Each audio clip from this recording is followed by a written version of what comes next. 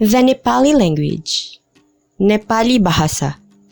The Universal Declaration of Human Rights. सबै व्यक्तिहरू जन्मजात स्वतन्त्र हुन्।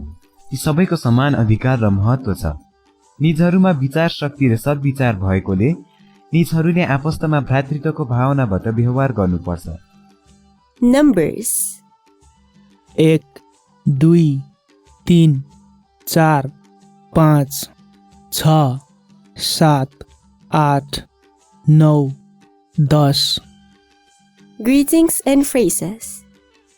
नमस्ते, नमस्कार, शुभ प्रभात, शुभ दिन, शुभ सन्ध्या, शुभरात्रि। तपाईलाई कस्तो छ?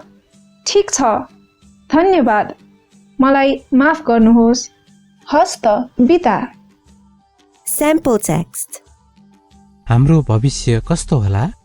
तपाईको विचारमा यस्तै रहनेछ, अझै खराब हुनेछ, राम्रो हुनेछ। पवित्र शास्त्र के भन्छ?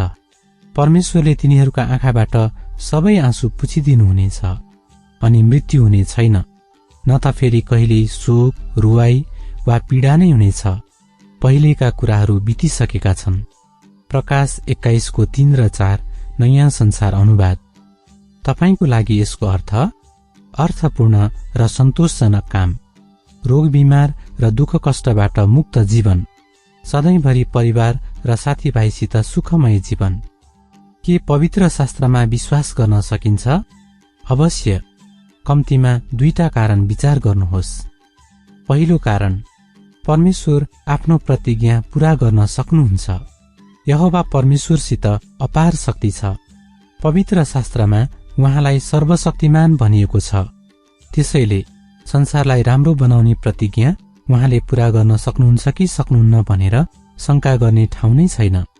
परमेश्वरको तर्फबाट सबै कुरा सम्भव छ भनेर पवित्र शास्त्र बताउँछ। मत्ती 19 को 26। दोस्रो कारण, परमेश्वर आफ्नो प्रतिज्ञा पूरा गर्न इच्छुक हुनुहुन्छ।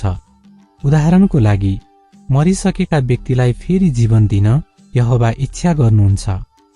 परमेश्वरको छोरा येशूले रोगीहरूलाई निको पार्नुभयो भनेर पनि पवित्र शास्त्र बताउँछ।